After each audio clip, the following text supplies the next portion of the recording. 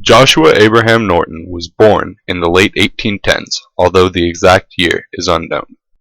The only surviving records of his birth and age are from his landlady at the time of his death. He was born in London to a Jewish family, and at the age of 2, his family immigrated to Algoa Bay, South Africa. His family was middle class, and his father ran a business selling various supplies to sailors. In his 20s, Joshua attempted to start his own business, but was unsuccessful and shortly had to file for bankruptcy. By 1849, Joshua's entire family had died of unknown causes. Joshua had been left $40,000, which is the equivalent of more than $1 million in today's currency, by his father. Determined to get richer, Joshua left for California to work as a merchant for gold miners. He accumulated over $250,000 in under 4 years. Despite this, he lived in a cheap hotel room for just 50 cents a day. In 1853, Norton made his fateful business error when he attempted to corner the rice market. At that time, China was experiencing a famine, and all exports on rice were banned. As the price of rice began to rise, Norton purchased 200,000 pounds of rice from a Peruvian cargo ship. However, just before selling it, 2 more shipments of rice arrived from Peru, causing the market to crash.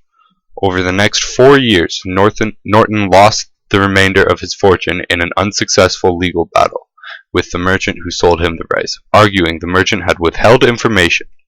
During his struggle with the courts, Norton withdrew himself from civilization.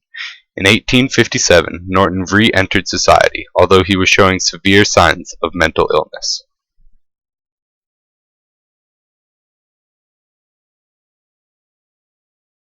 On the 7th of September, 1859, Norton sent a letter to the editors of several prominent San Franciscan newspapers, declaring, "At the peremptory request of a large majority of the citizens of the United States, I, Joshua Norton, formerly of Algoa Bay, Cape of Good Hope, and now for the past 9 years and 10 months of San Francisco, California, declare and proclaim myself Emperor of these United States, and, in virtue of the authority thereby in me vested, do hereby order and direct the representatives of the different states of the Union to assemble in the musical hall of this city on the 1st day of February next, then and there to make sure such alterations in the existing laws of the Union as may ameliorate the evils under which the country is laboring, and thereby cause confidence to exist, both at home and abroad, in our stability and integrity."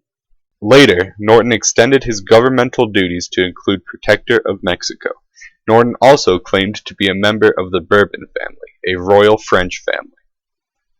Over the years, Norton became a large and well-known figure throughout San Francisco, notorious for walking around the streets with a military uniform, a hat, and a sword.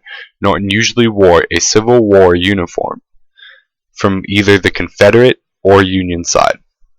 He would watch over public property, taking note if something needed repair, and would also inspect the police daily. Norton was known in San Francisco for giving philosophical lectures to those who were willing to listen in public. Despite his eccentric behavior and mental ailments, San Francisco was very welcoming to Emperor Norton. Theaters would allow Norton into plays for free, and when his coat would wear out, the city would provide him with a new one. Many stores would hang signs stating that Emperor Norton approved of their establishments. Some stores also accepted the currency Norton had established for his kingdom. He printed various bills, including one just worth 50 cents. Norton was seen as a man of the people, and spent most of his days riding a bicycle around town, conversing with townsfolk. Legend has it, as he rode his bicycle, local dogs would follow him, attracted to his magnificence. Although at times Norton was seen as a madman, he was a visionary in his own right. He called for a League of Nations to be founded, similar to the United Nations today. He also preached racial equality and had a diverse group of followers. At one anti-Chinese protest, Norton placed himself between the rioters and the innocent Chinese victims, refusing to move until the protesters dispersed. He was successful, and no violence occurred. Throughout his 20-year reign as emperor, Norton issued many decrees. In one of his most iconic moments, Norton demanded a congressional session in a San Franciscan theater. Angered by the 100% absence of any congressional members, he declared that Congress be immediately abolished.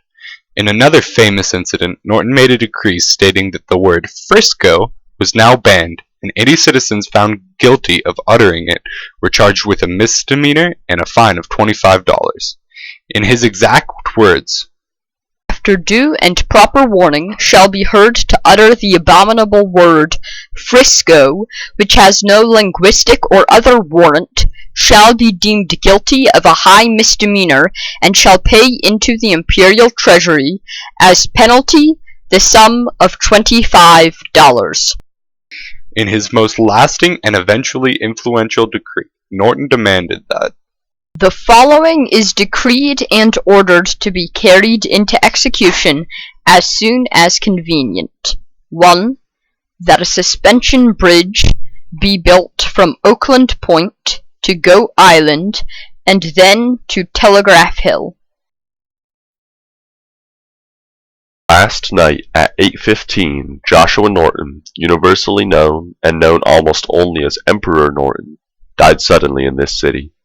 The similar death of the first citizen of San Francisco, or the highest municipal officer of the city, would not have caused so general a sensation as that of the harmless old man whose monomania never distorted at least a heart which was wholesome, and hardly affected a mind which had once been of the shrewdest, other than in the method of his sovereignty of the United States and Protectorate of Mexico. This quote from the San Francisco Chronicle marked the end of Norton's empire. In 1880, his sudden death plunged the city into darkness. The city paid for a proper funeral for him, despite his lack of wealth. His funeral was attended by over 30,000 people, more than 1/8 of San Francisco's population at that time. Norton still finds recognition in modern society. It is rumored that the character, the King, from Mark Twain's ever-enduring novel, The Adventures of Huckleberry Finn, is based off Norton himself. In addition, the bridge Norton called for the construction of was eventually built, and many people still believed the bridge should be called the Emperor's Bridge. Although Norton had foolish and somewhat crazy ideas, he is an important historical figure in his time, and will go down in history books as California's most beloved emperor.